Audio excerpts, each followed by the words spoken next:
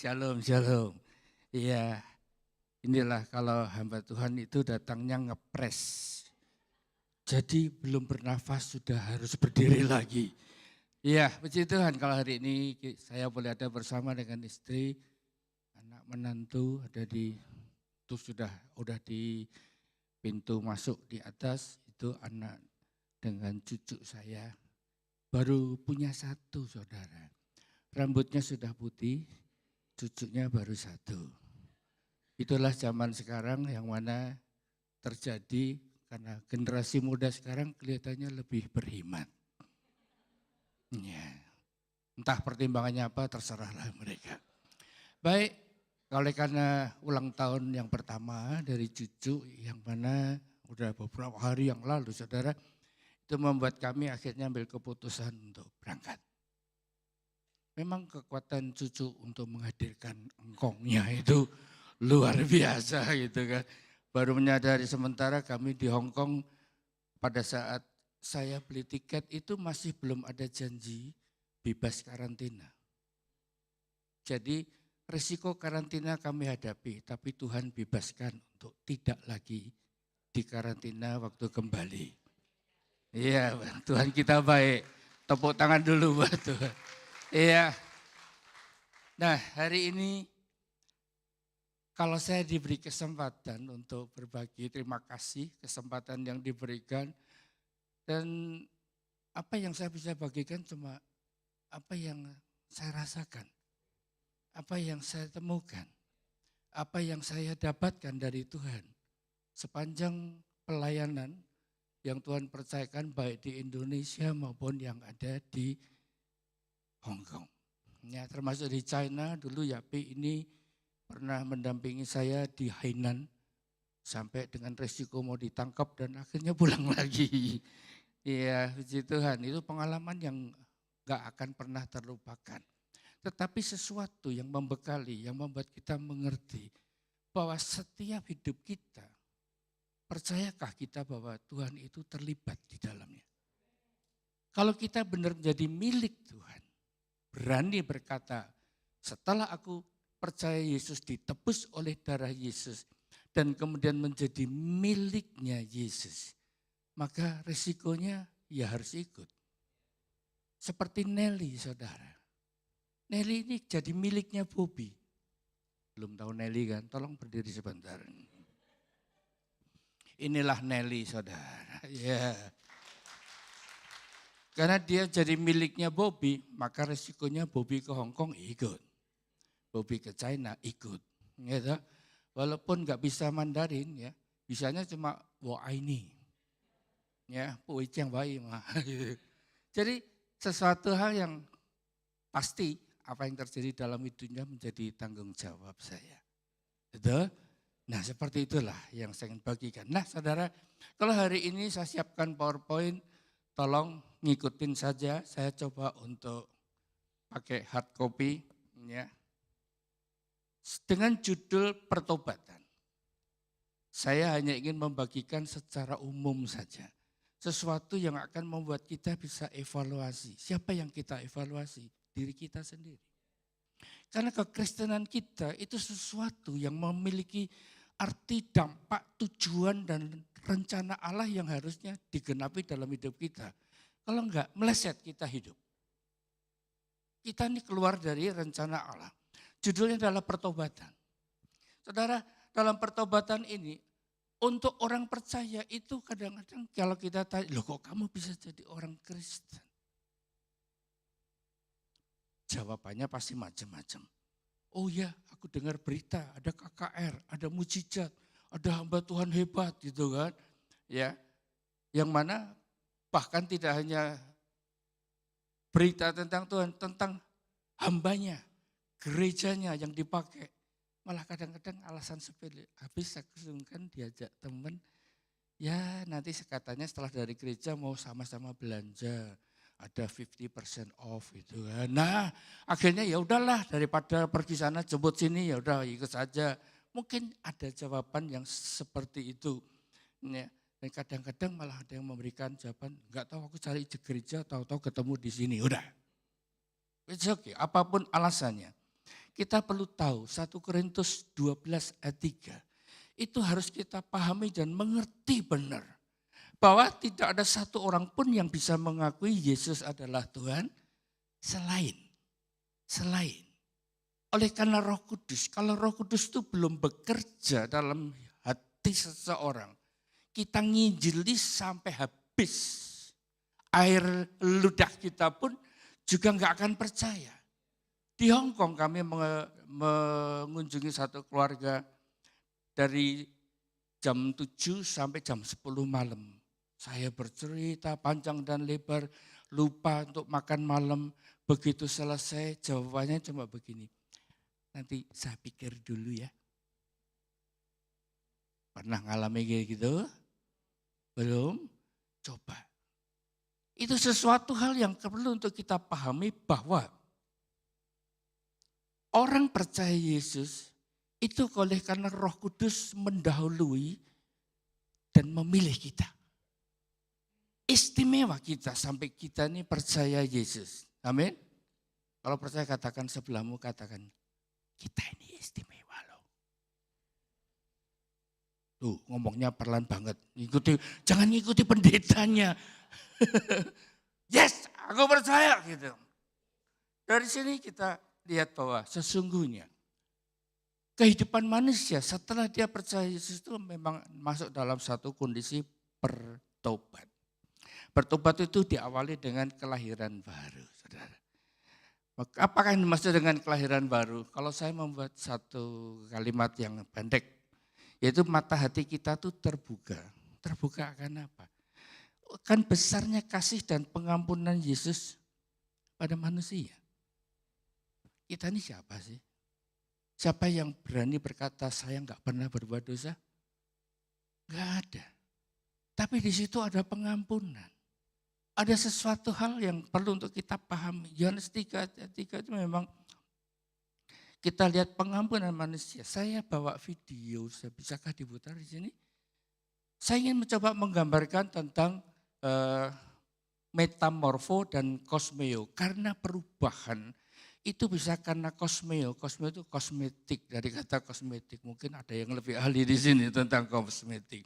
Saya terkejut waktu saya menerima kiriman WhatsApp. Saya ini suka dengan sosmed, saudara. Saya pakai untuk memberitakan Injil, saya juga pakai untuk menyukacitakan teman-teman. Tapi waktu dapat kiriman itu, maaf ya, saya enggak bermaksud menyinggung seseorang di sini. Tetapi kebanyakan itu wanita. Wanita yang begitu sederhana dari desa, begitu masuk studio dan di make up. Wow. Gak kalah sama bintang film. Teman saya di Jakarta, pada waktu dia janjian dengan saya, perempuan ini, janjian, Pak Bobi aku mau kasih undangan gitu. Oke dah kita ketemu aja di depannya Carrefour gitu kan. Saya tunggu-tunggu, kok gak datang-datang, dari jauh ada yang teriak, Pak Bobi. Saya lihat orangnya, rasanya gak kenal saya, tapi kok menyebut nama saya dengan fasih, Pak Bobi. Begitu dekat dia ngomong begini, Pangling ya, tahu Pangling ya? Pangling ya, Pangling. Dia sebut namanya, ya ampun kamu toh. Dia berubah jadi orang Korea. Di sini ada yang berubah? Ada enggak? Tidak ada yang berubah ya? Nah, yuk kita lihat sekarang. Gambaran tentang kelahiran.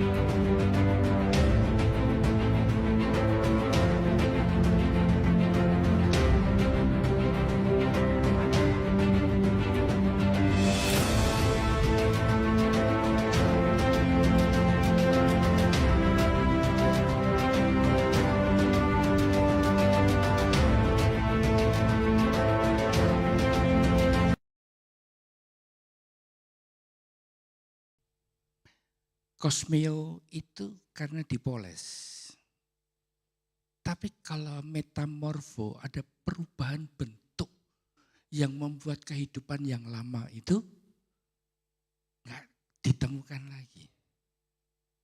Jadi kalau seandainya terjadi satu kelahiran baru, ya, itu sebuah gambaran seseorang yang tidak lagi berada dalam kehidupan yang lama. Ini namanya bertobat. Bukan berarti dalam waktu seketika. Lihat, ulat pun perlu proses. Ada saatnya. Coba kalau kepompongan itu dikorek-korek, ayo cepat keluar dong kupu-kupunya, mati. Dengan kata lain, biarlah Allah berbicara, berurusan di dalam pertobatan kita. Jangan suami maksa-maksa istri, jangan istri dorong-dorong suami. Tetapi izinkan Allah yang akan memproses, yang mempersiapkan.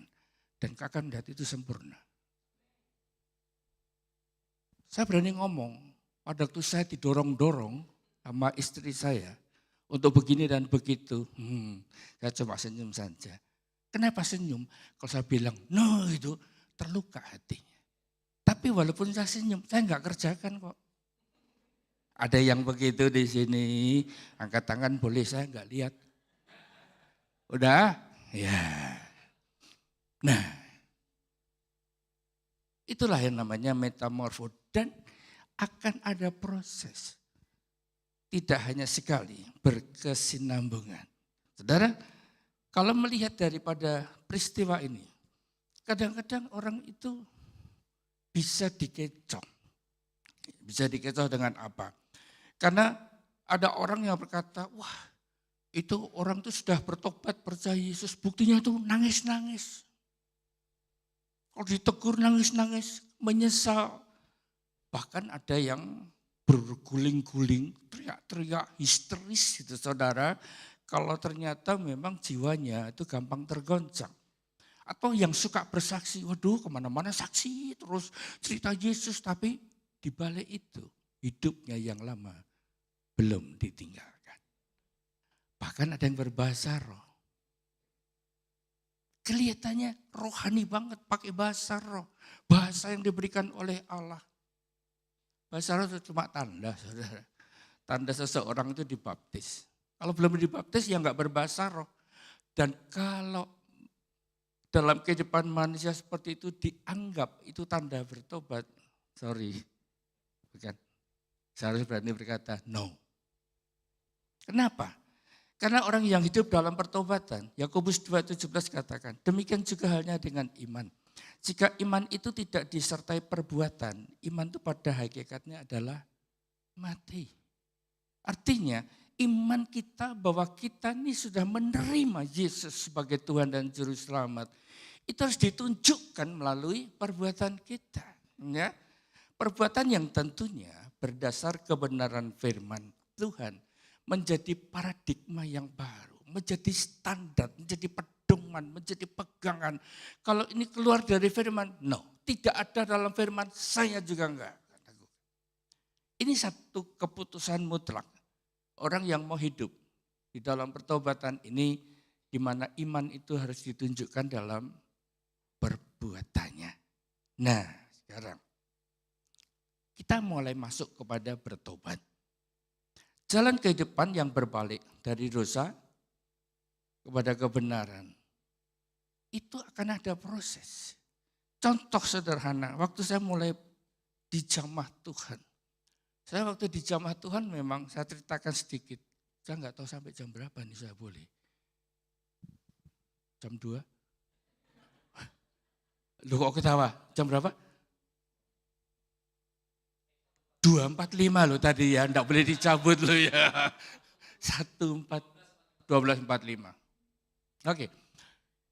Karena harus ada yang saya penggal, ada yang saya ceritakan. Saya waktu pertama kali di jamaah Tuhan, ya, itu saya terima undangan, saya datang ke sebuah KKR, dan kemudian mulai merasakan hadirat Tuhan. Saudara tahu gereja di mana saya beribadah itu bukan gereja karismatik.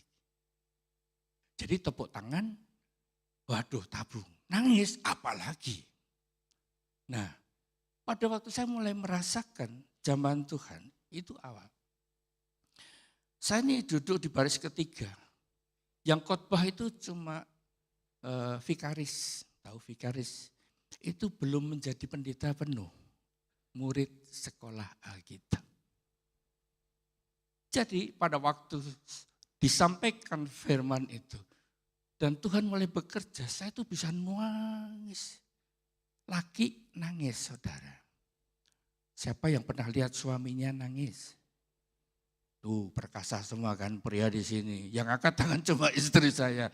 Pria-pria di sini perkasa semua, enggak ada yang nangis. Saya. Kenapa?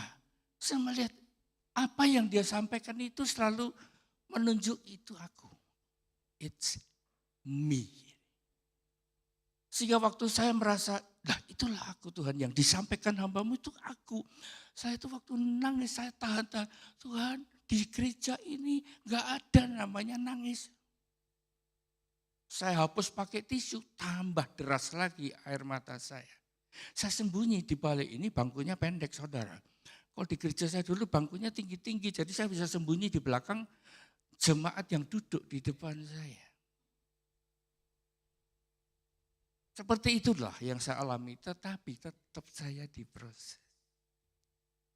Enggak berhenti saudara, diproses. Nah itulah apa yang saya alami. Dari dosa berbalik kepada kebenaran. Pada waktu itu saya kalau ke kuburan saya masih ngomong-ngomong sama orang tua saya. Boleh enggak? Enggak boleh. Firman Allah katakan bahwa kita enggak boleh berkomunikasi dengan arwah. Dan itu merupakan satu perkara yang enggak disukai oleh Allah. Pada saya mengerti, oh Tuhan ampuni, bertobat lagi kan? Nah, nanti kalau saya ceritakan satu-satu jam 3 sore. Nah berikutnya, dari duniawi kepada Kristus. Bukan kepada denominasi, bukan kepada hamba Tuhan. Karena kalau kita sudah mengkultuskan denominasi, mengkultuskan hamba Tuhan, saudara akan kecewa. Apa yang saudara kagumi hari ini, belum tentu orang itu, hamba Tuhan itu bisa mempertahankan hidupnya yang juga masih di dalam perjuangan untuk semakin serupa dengan Kristus. Sehingga kalau dari dunia kepada Kristus, kalau dulu saya nyapa teman, hei apa kabarnya gitu kan. Sekarang kalau menyapa teman ya berkata shalom. Betul? Bukankah itu perubahan? Berubah loh. Kalau saudara bertemu dengan misalkan makan di restoran, ketemu teman, ya, selesai Tuhan memberkati, itu sudah perubahan. Biasanya sik yo tak mulai itu, tahu sik yo tak mulai dhisik. Ya. Sehingga kehidupan yang berubah menuju kepada Kristus menjadi umat yang layak, yang mana terus akan mengalami perubahan pola berpikir sesuai dengan firman Allah. Maka kalau kita enggak baca firman dan kita enggak tahu firman, kita enggak akan tahu kita ini sudah benar di mata Allah atau enggak.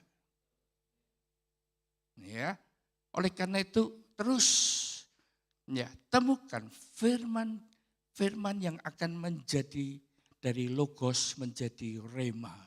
Rema itu firman itu bicara sama kita. Sesuatu yang akan berarti banyak.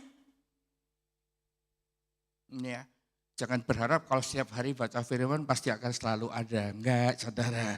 Nanti kalau saudara berpikir tiap hari aku harus dapat rema, stres saudara. Itu namanya memaksa ayam bertelur.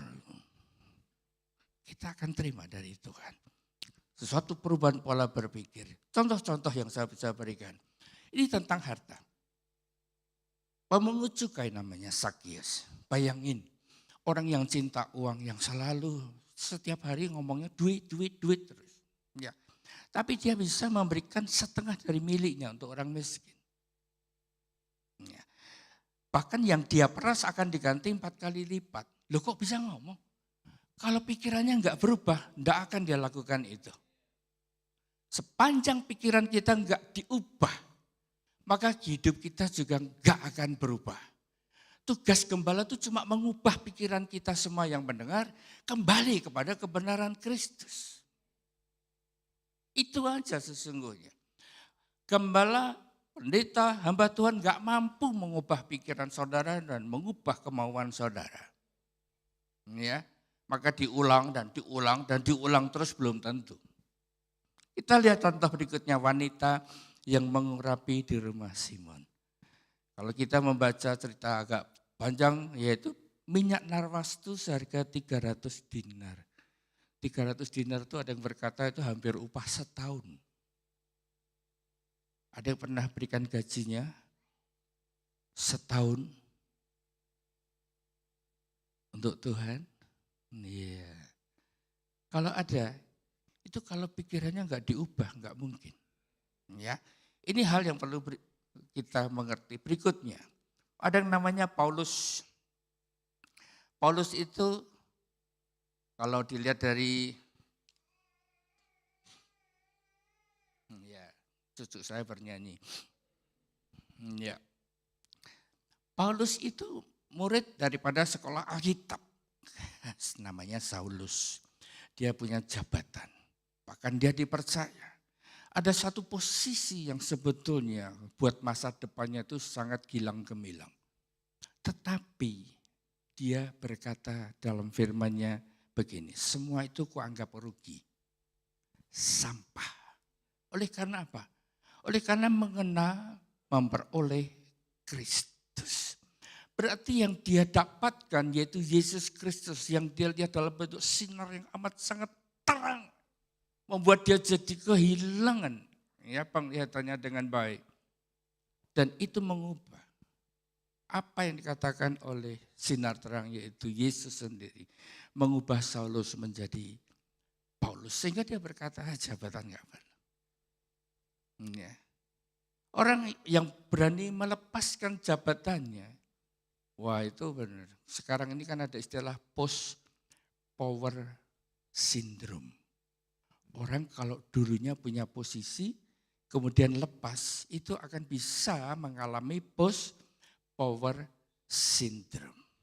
Presiden yang sudah enggak menjabat lagi, bisa menjadi post power syndrome. Saya enggak nyebut nama ya, enggak main politik ya. Nah, dari keadaan seperti ini, kita lihat bagaimana tahta itu sudah enggak ada artinya lagi. Jabatan itu enggak ada. Yang ketiga, cinta. Pada waktu Daud jatuh di dalam dosa. Saya membaca dalam Mazmur 51 ini satu pernyataan. Yang saya menangkapnya begini, bahwa kalau dulu dia menganggap Bathsheba itu number one. Sampai dia berusaha dengan segala akalnya untuk merebutnya. Tetapi melalui ayat ini, setelah ditegur oleh Nabi Nathan, ternyata dia berubah pikiran. Jangan ambil rohmu daripadaku. Saya minta cerna ini di dalam roh saudara. Karena jangan ambil rohmu daripadaku ya Allah. Kita enggak melihat roh, tapi kita bisa merasakan kehadiran roh. Kalau roh Allah hadir itu damai sejahtera sukacita senantiasa akan melimpah. Roh Allah hadir itu pasti akan memberikan pada kita kekuatan untuk menghadapi segala tantangan dan masalah. Jikalau roh Allah itu hadir, pasti segala persoalan kita itu Tuhan berikan jalan keluar. Di mana ada bahaya yang mengancam, Tuhan itu melalui rohnya pasti memiliki cara untuk melepaskan kita dari maut dan bahaya. Orang yang merasakan ini, kira-kira hidupnya seperti apa? Khawatir? Cemas? Enggak ditemukan lagi tempatnya. Betul? Apakah kita benar-benar menempatkan roh Allah itu yang ditaruh dalam Roh Kudus di dalam baitnya, yaitu kita benar-benar menjadi yang terutama dalam hidup kita.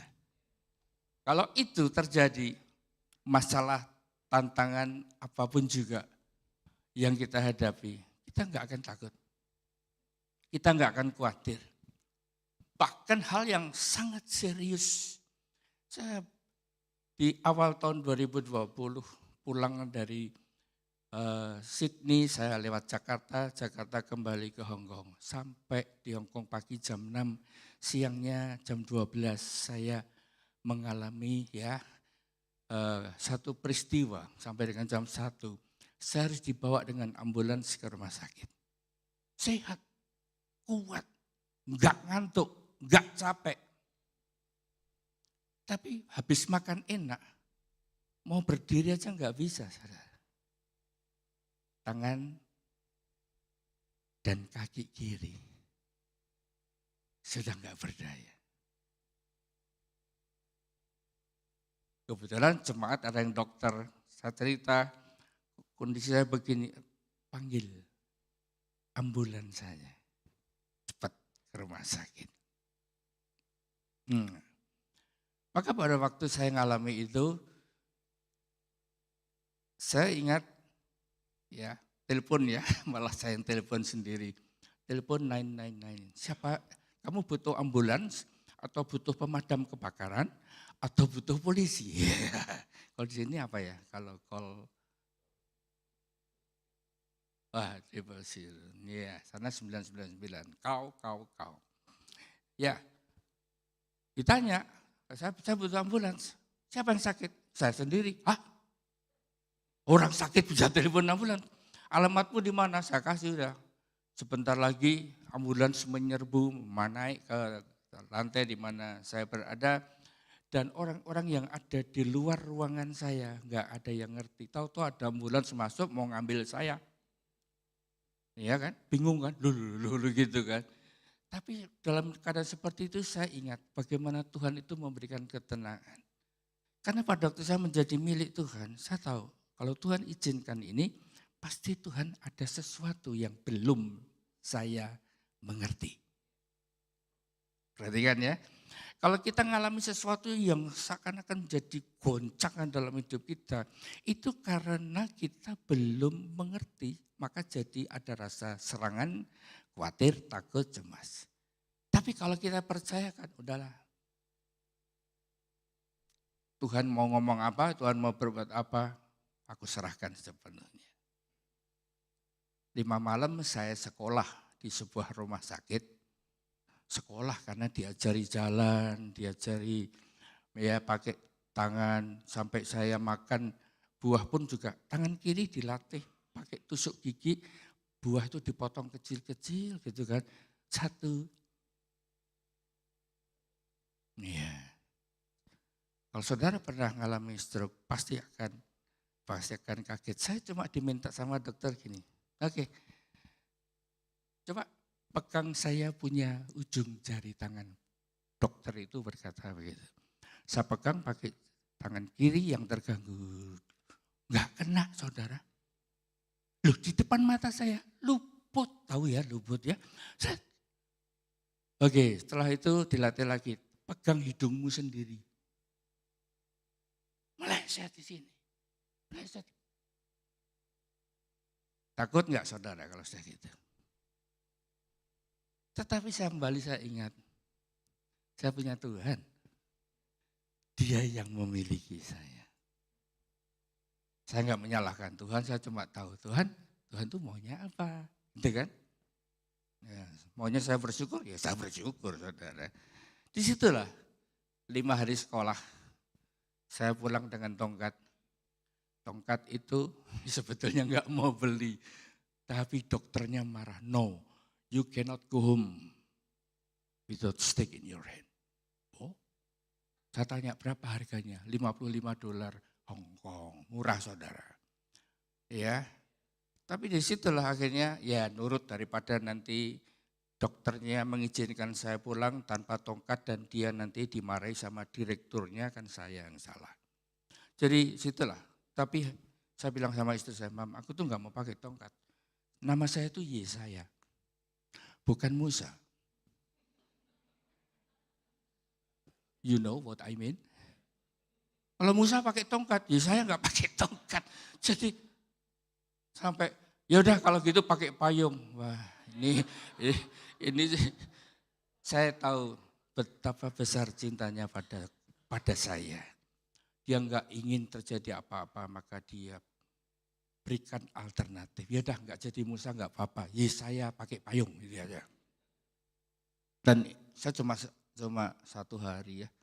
Setelah 2 hari, setelah itu udah iman saya buktikan dengan perbuatan saya. Aku sehat, aku kuat, walaupun jalannya pelan-pelan, saudara. Tapi sekarang ya, saudara lihat sendirilah ya. Dan inilah merupakan hal yang mana menjadi bagian dalam kehidupan saya. Saya ini mengalami sesuatu yang seperti itu. Sehingga pada waktu kehidupan saya, mulai percaya, bertobat, lahir baru dan diproses oleh Tuhan. Saya mulai belajar untuk melepaskan hak-hak saya. Menjadi sepenuhnya milik Tuhan. Sehingga waktu saya kerjakan, memang firman Tuhan katakan, tetap kerjakan keselamatan dengan takut dan gentar. Ya, ini pertobatan yang progresif, artinya enggak cuma sekali bertobat, game over, udah enggak perlu lagi bertobat. Enggak. Iya, dalam keadaan seperti itulah proses demi proses. Dan untuk bisa mendapatkan itu, kita ini harus mengambil satu komitmen. Ya. Komitmen pribadi, yaitu dengan hidup intim dengan Tuhan. Kata intim saya enggak tahu, saudara nangkepnya apa. Ya. Tapi kata intim ini menandakan bahwa kita ini bergaul. Setiap saat, kalau Rasul Paulus berkata, aku mengucap syukur bahwa aku berbahasa roh lebih daripada kalian semua. Itu menggambarkan bahwa Rasul Paulus ini membangun hubungan yang intim dengan Tuhan melalui bahasa roh, bahasa yang hanya dimengerti oleh Allah. Karena dia yang memberikan kepada Paulus. Dan dia pakai untuk membangun hubungan yang intim. Kalau intim itu berarti siapa yang paling sering kita ingat? Dulu saya kalau lihat duren, saya ingat istri saya. Apakah karena istri saya seperti duren? No. Ya. Tetapi karena itu kesukaan kita. Kalau kita berdua makan duren, waduh. Ya. Nah, itulah namanya intim. Membangun keintiman itu berarti kita ingat Tuhan. Jangan sampai kalah sama Coca-Cola. Di mana saja dan kapan saja. Minumlah Coca-Cola. Ini di mana saja, kapan saja, ingatlah Yesus adalah Tuhan. Nah, kenapa keintiman itu perlu? Karena keintiman itu merupakan hal yang membuat kita ini jadi menjaga integritas. Karena pada saat kita memprioritaskan satu pribadi di mana kita membangun intim, ya, itu pasti akan menjaga jangan sampai kita melakukan sesuatu yang tidak disukai.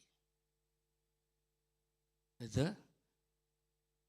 Kalau saya coba membangun hubungan yang intim dengan istri saya belajar untuk membangun dalam hubungan ini sesuatu sikap kehidupan, jangan sampai saya melakukan sesuatu yang tidak dia sukai. Betul kan? Itu siapa? Ya karena yang intim. Nah, istri saya tuh nggak suka kalau dapat suara suaminya tuh ngomongnya kenceng, saudara. Dengan bahasa lain bentak. Dia kalau saya bentak udah diam, udah wajahnya diam, udah berubah. Sesuatu hal yang saya sadar, iya aku salah. Kondisi ini membuat saya berusaha, belum tentu sempurna. Bisa keterlepasan kan? Waduh, ngomong lagi. Ya. Dalam keadaan demikian saya nggak bisa merubah dia, saya harus merubah. Masa nggak bisa merubah diri sendiri? Berarti Anda nggak punya otoritas dong atas diri sendiri. Rambut saudara mau gundul bisa kan? Bisa, gundul lah. Tapi orang lain nggak mungkin gundulin saudara. Saudara pasti ngelawan. Ya, itu adalah contoh yang sederhana. Dari sinilah mulai saya belajar kalau saya ini sedang marah, saya tuh diam. Saya kalau marah, apalagi sekarang punya jemaat. Jemaat saya itu, aduh istimewa memang. Tuhan kirim itu kan. Tetapi pada saat saya nggak suka dengan mereka, saya diam. Karena perkataan saya itu bisa membuat dampak yang bisa kurang baik. Mulut yang satu keluar berkat, bisa keluar kutuk. Oleh karena itu daripada mengeluarkan hal yang nanti menjadi kutuk, lebih baik saya diam.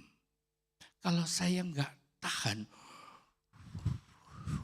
saudara pernah rasanya wah banget ya. Ya saya akan meninggalkan tempat itu dengan berbahasa roh. Kenapa? Itulah kekuatan saya. Saya ngomong sama Tuhan. Wah Tuhan, wah ini mau pakai bahasa roh, maka selesai sudah.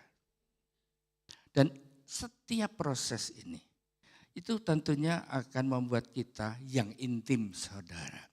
Karena yang intim itu pasti ngerti, sampai ada hal yang akan Tuhan ceritakan berikutnya dan kita jadi bersyukur. Contoh, tadi kan saya katakan saya ini sakit. Sakit itu awal Februari, berarti belum diumumkan resmi ada pandemi. Hari atau awal bulan berikutnya itu saya pelayanan di satu kota. Dan ada anak rohani kami yang ada di situ. Sudah berkomunikasi karena tahu saya dijadwal ke sana. Nanti ya kita makan ini, makan itu kan ya. Biasa kan kalau udah lama nggak ketemu tuh dia berusaha untuk menampilkan ini loh Bandung kesukaannya apa. Yuk kita nanti pergi sama-sama gitu kan. Tapi pada waktu saya masuk rumah sakit, keluar dari rumah sakit saya sama tanya, dok boleh saya pulang? Waktu saya tanya pulang, dokternya itu memang penuh hikmat, pintar. Mungkin sudah sekolahnya diajarin begitu. You want to go home? Yes. Semangat kan ya? Oke. Saya ini disuruh berdiri sikap begini. Dari ya, lihat ya kaki rapat ya. Berdiri tegak. Dokter itu masih muda, laki-laki, badannya kekar gitu ada di depan saya. Oke, sekarang close your eyes. Begitu saya tutup mata saya, wah udah enggak. Langsung saya rebah di dada daripada dokter yang di depan saya. Begitu saya jatuh, ditahan sama dia. No, you cannot go home today. Sederhana kan? Jadi pada waktu saya akhirnya diizinkan pulang, saya ngomong sama dokternya gini. Saya ini akhir bulan saya mau pergi ke Indonesia. Boleh saya naik pesawat terbang? What? Ya kalau saya mau nekat mau pergi ya suruh datang lagi, suruh cek lagi gitu kan. Tapi dia bilang ya secara jujur saya nggak izinkan kau pergi. Oleh karena itu saya nggak jadi pergi pelayanan. Dan saudara tahu orang yang menunggu saya suami istri untuk kita makan bersama-sama. Mereka berdua dipanggil Tuhan oleh karena COVID-19. Saudara mulai nanggap. Banyak perkara yang kita nggak mampu tangkap. Oleh karena itu kalau kita sudah jadi milik Tuhan, berani ambil komitmen, percayalah. Percayalah. Ada rencana Tuhan yang indah yang kita nggak akan bisa pahami. Tetapi itu akan membuat kita mengerti, oh ya, God is good all the time. God is good. Saya nggak bisa nolong teman saya yang dekat ini, suami istri. Mereka berdua mendahului. Tapi Tuhan bawa saya.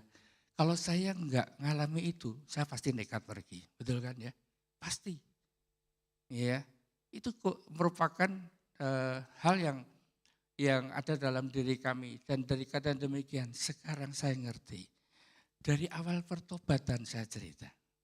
Saya mengalami proses, saya mengalami perubahan demi perubahan. Saya betul-betul berusaha, berjuang untuk hidup tetap menjaga integritas sesuai dengan kebenaran firman Tuhan. Pasti kita akan dibuat menjadi umat pemenang. Kalau nggak menang saya nggak ada di sini kan. Ya saudara cuma dengar beritanya aja, oh sekarang Pak Bobi nggak bisa pergi mana-mana gitu kan. Paling-paling itu. Jadi umat pemenang artinya Roma 8 ayat 37 katakan lebih daripada orang-orang yang menang. Untuk apa? Hidup ini menjadi saksi, menjadi contoh, menjadi berkat bagi orang lain. Saya ingin tanya jujur. Ada beberapa saudara di tempat ini yang sudah pernah mengalami masalah yang berat dan ditolong oleh Tuhan? Coba yang sudah pernah saja angkat tangan. Wow, baik. Yang sekarang datang dengan masalah yang belum selesai. Adakah? Kasihan cuma Bapak Ibu Gembalanya. Yang lainnya sudah lewat semua ya. Yaudah nanti kita berdua aja lah ya. Udah. Wah senang banget saya kalau jadi gembala kayak dia ini. Jemaatnya semua enggak ada masalah hari ini datang happy ya.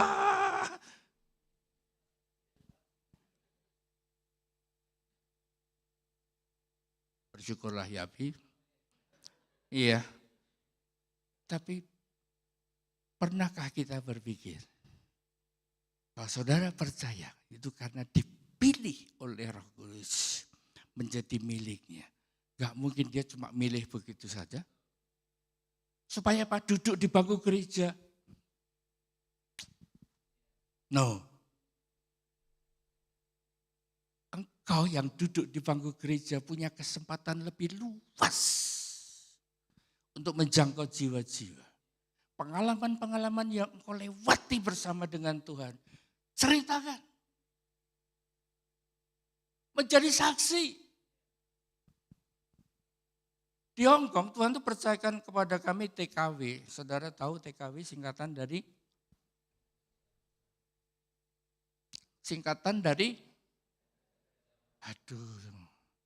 perlu bertobat nih yang di sini nih. Jangan ngomong belak-belakan aja tersinggung biar supaya saudara ingat. TKW itu Tentara Kristus Wanita. Yuk ngomong sama sebelahnya, jangan salah ngomong. TKW adalah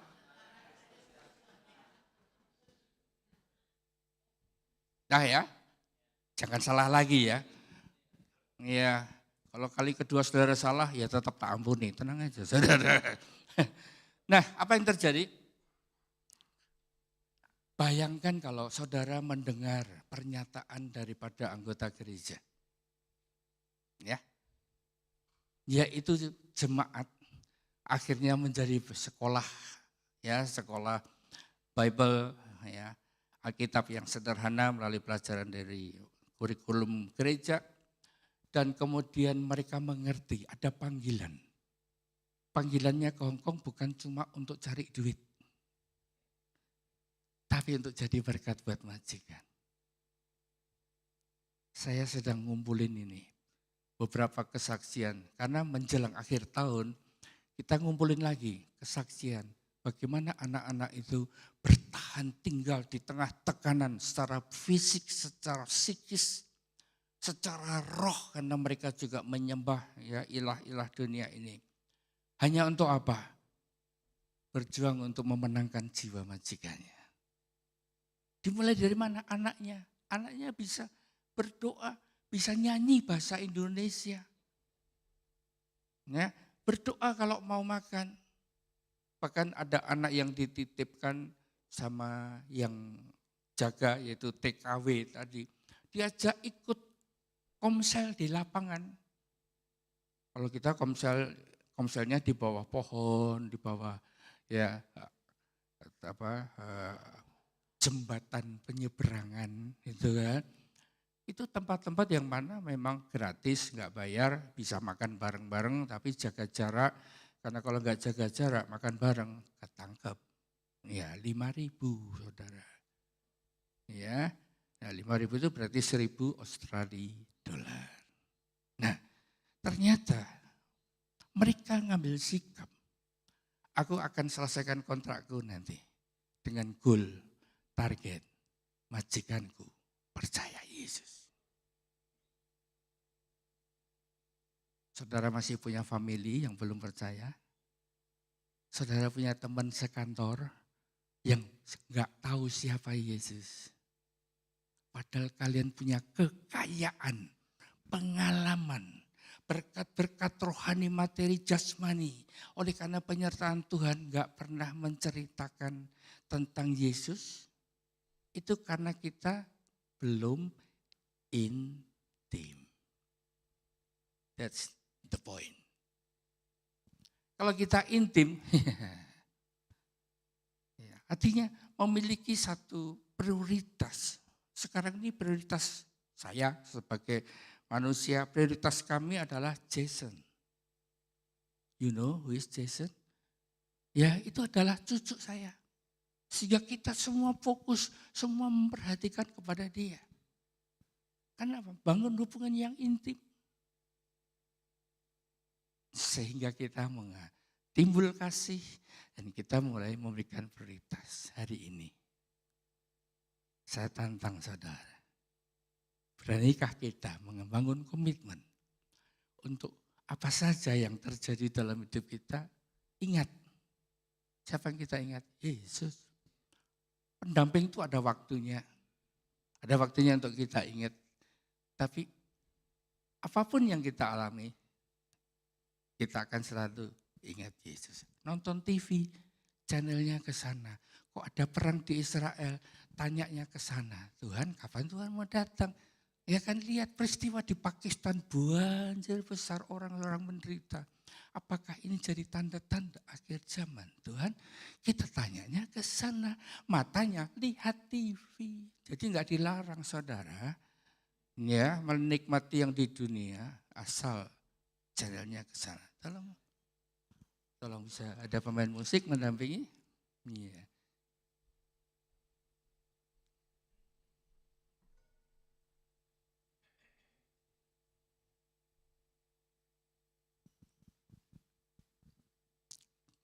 Kita tundukkan kepala ya.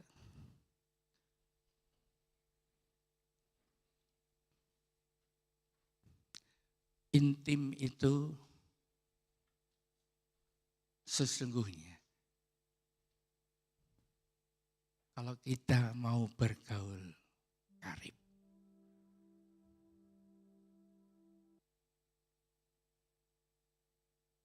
Kenapa kita bergaul karib? Karena kita ini dipilih oleh Allah. Dijadikan biji mata Allah. Minta Roh Kudus buka pikiran dan mata hati kita. Untuk menemukan bahwa sepanjang hidup kita sampai hari ini kita ada di sini. Tak ada satupun perkara yang Tuhan gak terlibat. Kalau saudara mau mengakui itu semua, pasti saudara akan berkata, terima kasih Tuhan. Terima kasih Yesus.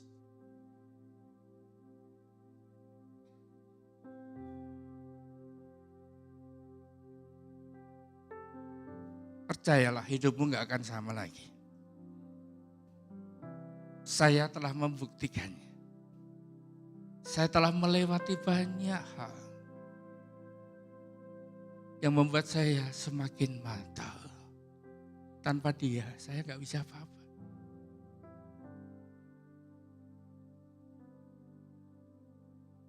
Mari, mulai saat ini, keputusan itu kita ambil. Di dalam kita bekerja, di dalam kita melakukan kegiatan hari lepas hari. Biarlah Tuhan membuat connect senantiasa dengan Tuhan. mengingatkan pertobatan kita. Oleh karena kelahiran baru berkat kemurahan melalui Roh Kudus-Nya. Itu merupakan perkara yang amat istimewa. Yang Tuhan berikan hanya untuk saudara dan saya. Buktinya yang lain nggak ikut ada di ruangan ini. Buktinya yang lain masih lebih suka jalan-jalan. Tetapi kita sudah melangkah masuk ke rumah Tuhan. Bapa, Roh Kudus, mampukan kami untuk menangkap kasih dan kemurahan-Mu dalam hidup ini. Sehingga hidup kami ini berubah karena Engkau mengubah pikiran kami.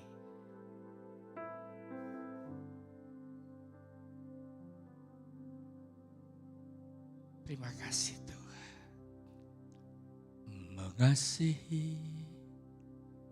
Mengasihi lebih sungguh.